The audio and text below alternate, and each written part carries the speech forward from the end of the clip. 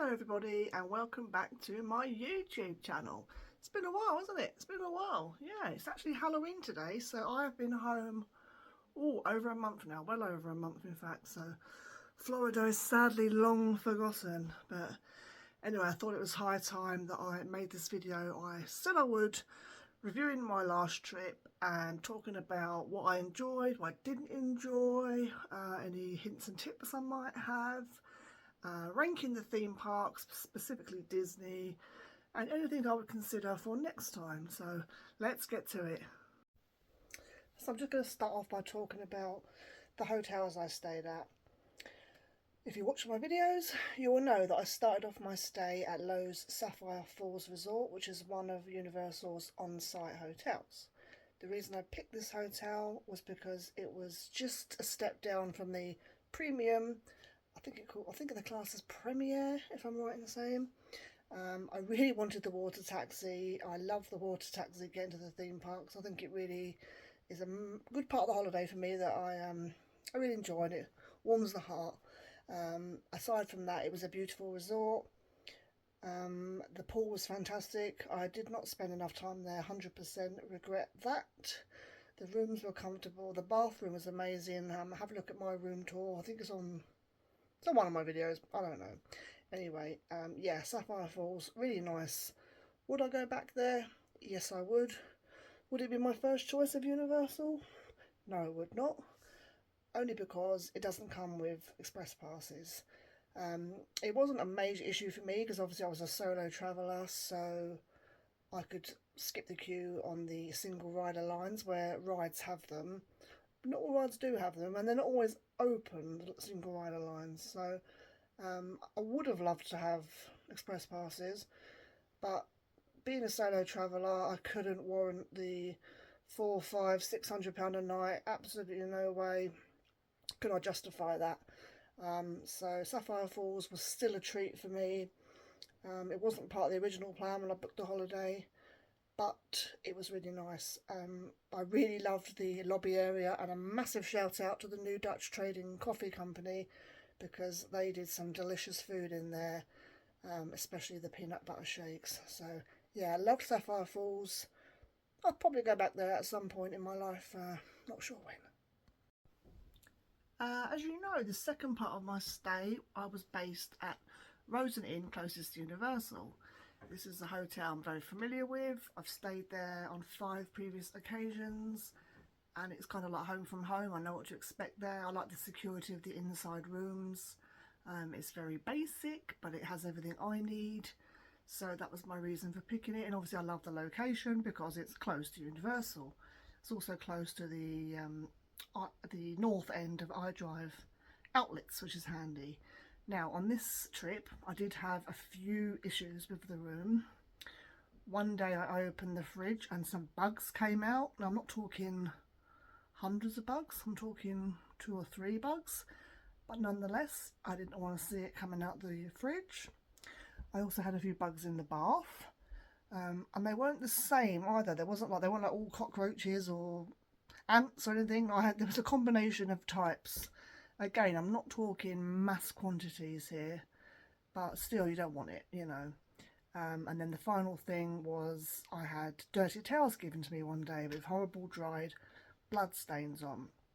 So I did send an email to the manager while I was there, or the management team, and I ended up having a phone call with the manager whilst there. A very nice man called Michael, very apologetic, and they ended up refunding me my final night of the trip. Now, everything was prepaid for this holiday, so they couldn't do it instantly. It had to be done via Travel Republic, who I booked through, but it was all sorted. When I got home, I chased it up and I got the money back, no problem. So yeah, I can't complain. There's a few issues. It wouldn't stop me going there again, and they were good as gold about it. So yeah, no real big issues with the Rosen, and yeah, overall I enjoyed my stay. So not including Discovery Cove, I'll talk about that separately. I visited 6 theme parks on this trip, and I'm now going to rank them from least favourite to number 1. So place your bets. What do you think I'm going to say?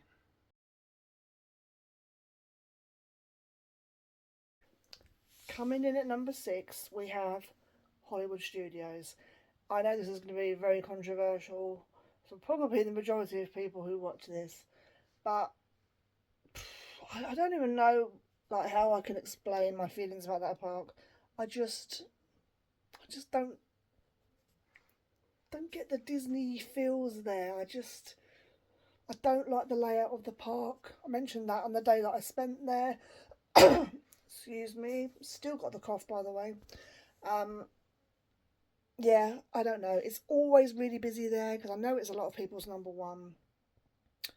And yeah, I just don't think they've planned it very well. It's like, they've stuck in Toy Story Land, they've stuck in Star Wars Land. There's no natural way of walking around. Like you walk and then you have to double back on yourself. Um, yeah, I don't know. I don't know. It's just not for me. I gave it another try on this trip, and what I will say is it does have some very good rides there. I love Toy Story Mania. I love Mickey and Minnie's Runaway, and I tried the new, new for me, the two new Star Wars rides on this trip, which I've not done before. And obviously, there's no denying that Rise of the Resistance is an absolutely incredible ride. And since I've been home, they've introduced single rider, which is pretty annoying. I would go back to the park, but I think I would probably only go back maybe on a quieter month of the year, and possibly as like a half day split with Disney Springs or something. So yeah, for me, Hollywood Studios is my 6th favourite.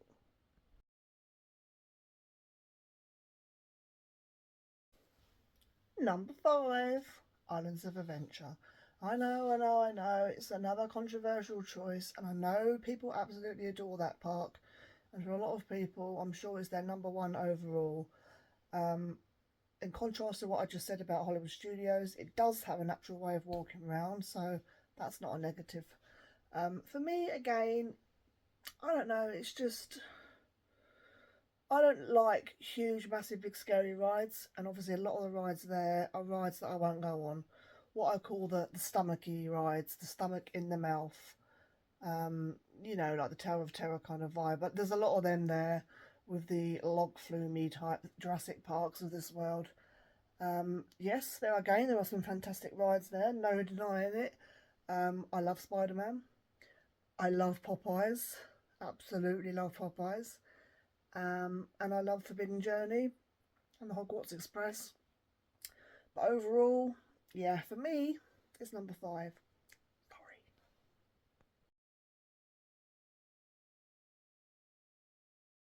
Coming in at number 4, we have Disney's Animal Kingdom. This is a really great park. It's kind of stands alone from the others because there's no other theme park like it really. It's green, it's nice, it's pretty. They don't do fireworks, which I like because I don't like fireworks. I don't like to think the animals would be scared. I think the expansion they're doing is long overdue. At the moment, it's quite sad when you walk through Dino Land and it's a bit dead and derelict. I'm sad they're losing Dinosaur because I like finding the dino. And yeah, there's loads of good places to eat there.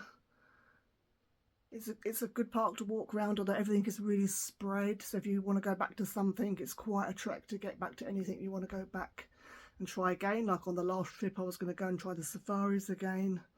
I didn't because it was miles away. Obviously, it's got some absolutely fantastic rides there, and I must give another massive shout out to Flight of Passage because it was my ride of the trip. Hands down, ride of the trip. Bloody brilliant ride. Yeah, I love the safaris as well. The rapids there are okay. I actually got soaked on this trip, which was a first. They're not as good as Popeyes Islands, but they're good nonetheless. There's other stuff to do there that I've never done, like more of like the animal trekky kind of bits and pieces. But overall, for me, it's my 4th out of the 6th and my 3rd best Disney, if that makes sense. Stay tuned.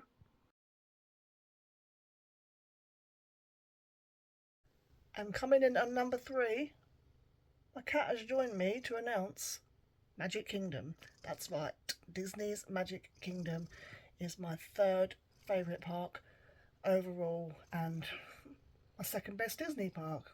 Hello Sonny, thanks for joining me. Yeah, Magic Kingdom over the years has really gone up in my list and my likes. I had a really good day there this trip. I spent hours there, which is not like me because I often run out of stamina very, very early on. Tomorrowland is my absolute favourite. Spent a good 4 hours in there. Braved Tron, which brace yourself if you're going on that because that was fast. Yeah, I mean it's always a busy park. It's always going to be because let's face it, it's the house of the mouse. Loads of kids, obviously, again, because it's the main one that everyone wants to go to. It's where you can meet all the characters if you want to. Tons of rides. I think you'd be very, very lucky and very, very hard pushed to get everything done in one day. Yeah, I really enjoyed it there and I'm really looking forward to going back whenever or wherever that may be in my life. Who knows? Stay tuned.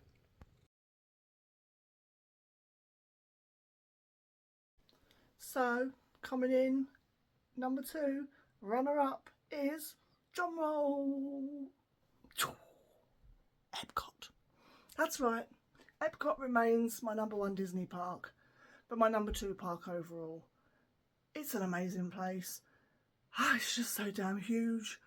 There's still so much there I have yet to explore and ever see. There's new things on this trip I didn't even get to look at. There's rides I haven't done because the queues are always so flipping big. Frozen. Guardians, I'm not sure if I'm brave enough. It's a really great park. Yeah, I mean, as I said about Animal Kingdom, there's no park like it. Epcot's a one-off. It's got everything. It's got educational, it's got the fun stuff, and it's got a hell of a lot in between. The World Showcase is amazing. Again, takes forever to walk around and properly explore every pavilion. It would take hours.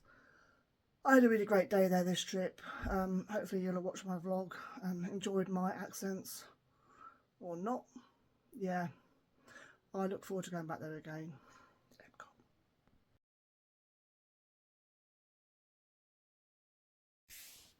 So, the biggest shock of all, right? My number 1 theme park is Universal Studios. Boom!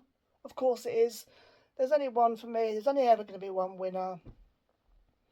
Oh, I miss those golden arches. It's just the full package theme park for me.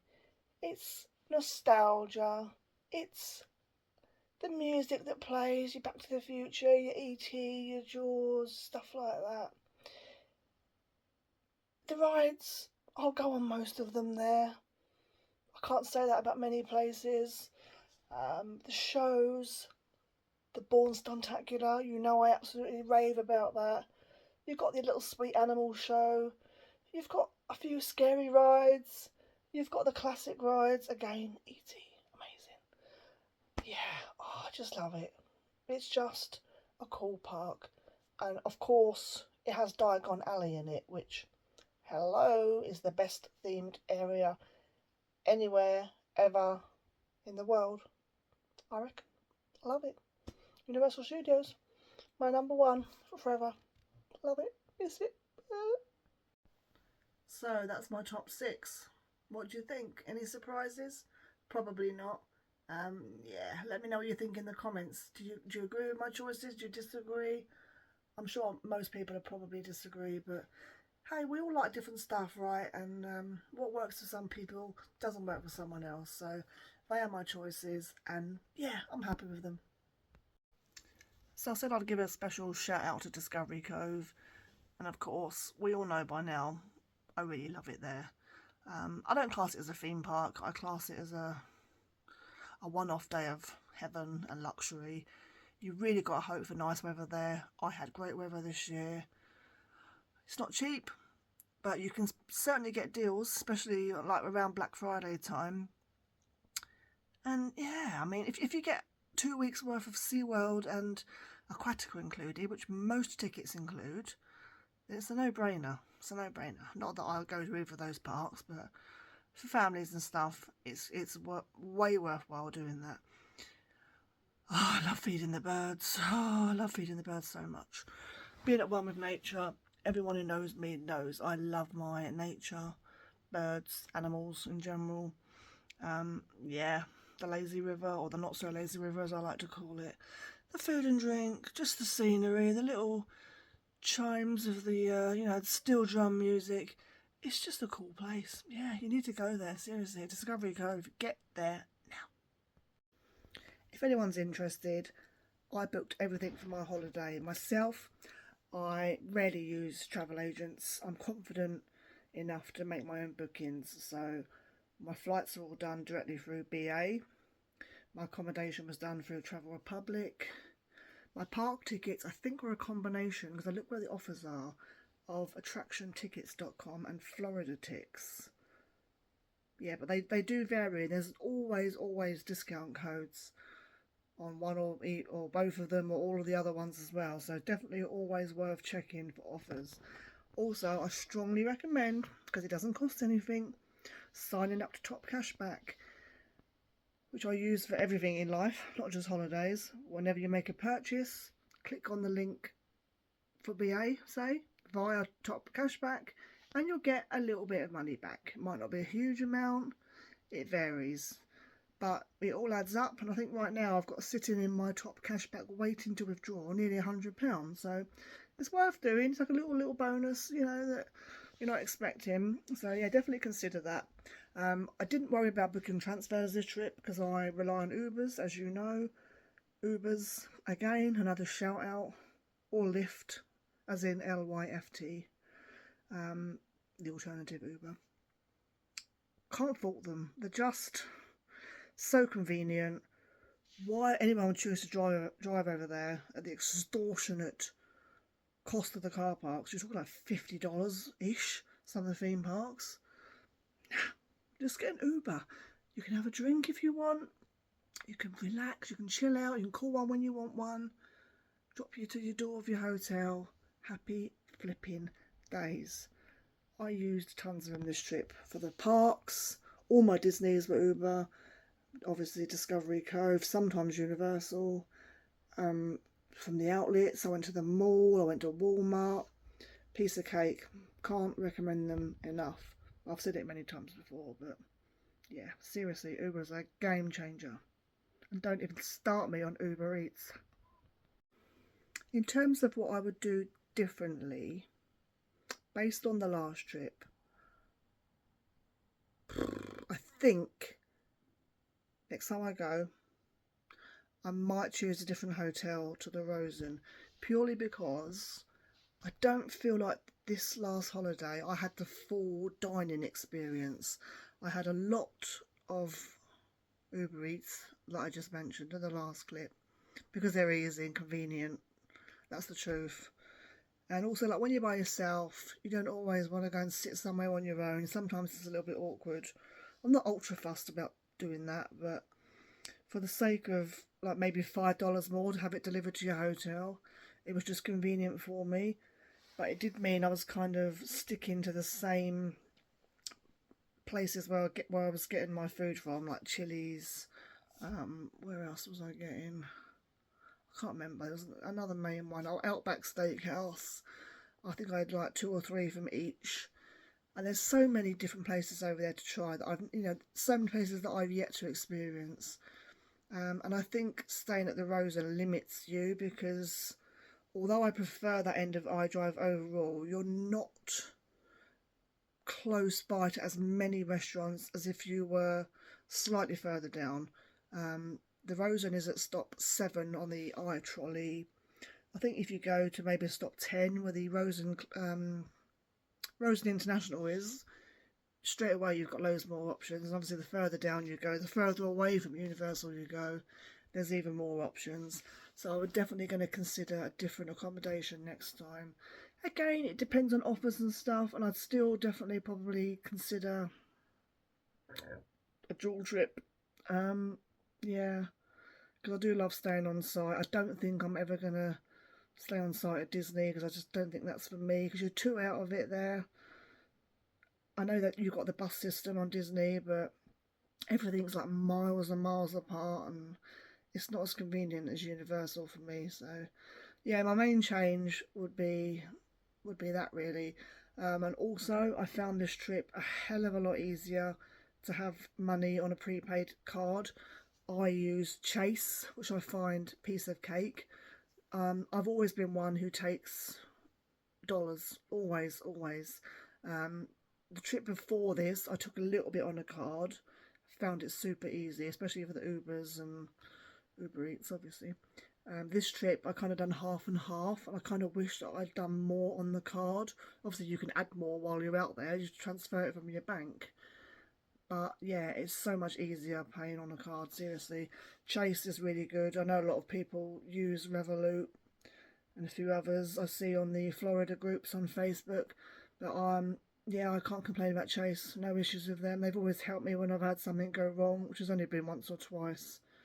So yeah, my two main takeaways are potentially a different hotel and yeah, more money on the Chase card for next time. I'm sure a lot of you know by now that my favourite shop is good old Bath and Body Works. Spent a blinking fortune in there again this trip. Another tip I think I've said before as well, but I'll say it again, join the rewards scheme. Because the more you spend, the more discounts they give you, the more free stuff they give you. And what I will say is don't waste your money on those, because they don't work. Another really obvious tip I have, but I'm going to share it anyway, is get all your waters and stuff from Walmart.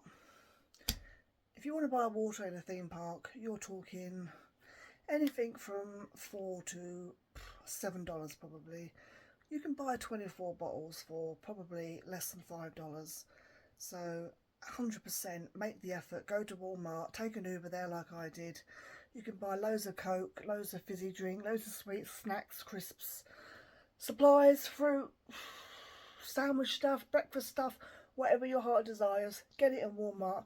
You will save an absolute bomb. But yeah, soft drinks especially, water, well worth stocking up on, because it saves a fortune in the long run. Pop them in the fridge in the room. When you get back after a nice hot day, a nice cold Coke goes down the treat. Oh yeah. I think finally, the last thing I'm going to touch on is, as you know, I flew home business class. What did I think? I think I'm jolly glad I didn't pay thousands and thousands of pounds for it. I paid £400 for the upgrade.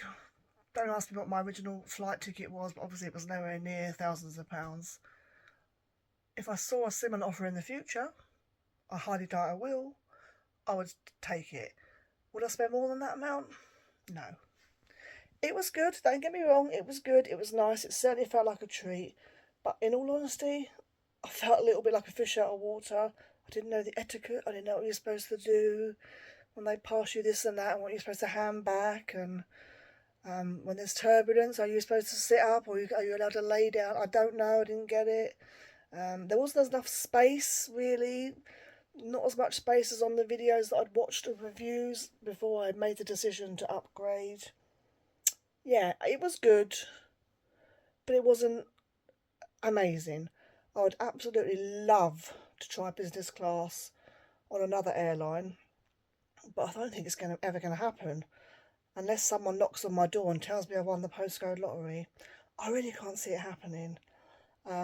Yeah, for me, 6 foot tall, as long as I've got leg room, i.e. exit seats, I think I'm happy with that going forward, unless BA or whoever I book with decide to slip a little cheeky offer on the app like they did this time, then I don't suppose I'll be experiencing that again.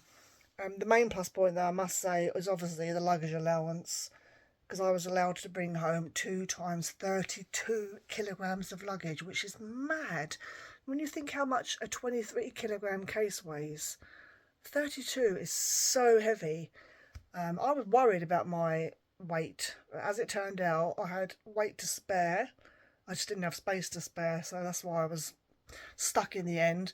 I think I bought home, one was just under 28, my case, and my holder was just under 26. So I still bought a lot of stuff back. Bodyworks. Yeah, it's lovely not having to worry about, oh, can I buy this because of the weight? That is a massive plus point. But I think going forward, and what I done last year was just pay for an extra suitcase. Yeah, it definitely takes the worry away, having that in the back of your mind, knowing that you've got the luggage coming home is great, and certainly helps when you're at the outlets. So I think I'm going to call it a day on this video. I don't think I've got much more to say that I've not said before. Please, if you've ever got any questions about Florida, Orlando, drop me a message. I am quite knowledgeable on it. Might be able to help you. I might not, but I love chatting about it because obviously I love it there. If I haven't made that clear enough, I love it there. Yeah, will I go next year? I don't know, is the honest answer at the moment. Obviously, Epic's been announced now for May. If I did go, it'd probably be kind of September time again. But I think it's going to be crazy busy. Like, although it might take the heat off some of the other parks. I'm not saying no. And knowing me, it'll probably be a yes. But at the moment, I don't know. I've got too much other stuff in my life at the moment to think about. We'll play it by ear. We'll play it by ear. But if I book anything, Florida, anywhere, I will let you know. But I just wanted to say a huge thank you to anyone that's watched my videos. I'm just a small little vlogger, as you can see. You know, you'll often get a fingerprint over the camera. You get a lot of hesitation. I'm sorry, I can't help it. I'm not a pro.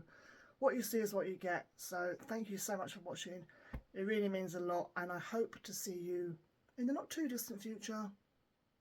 Who knows? See you later.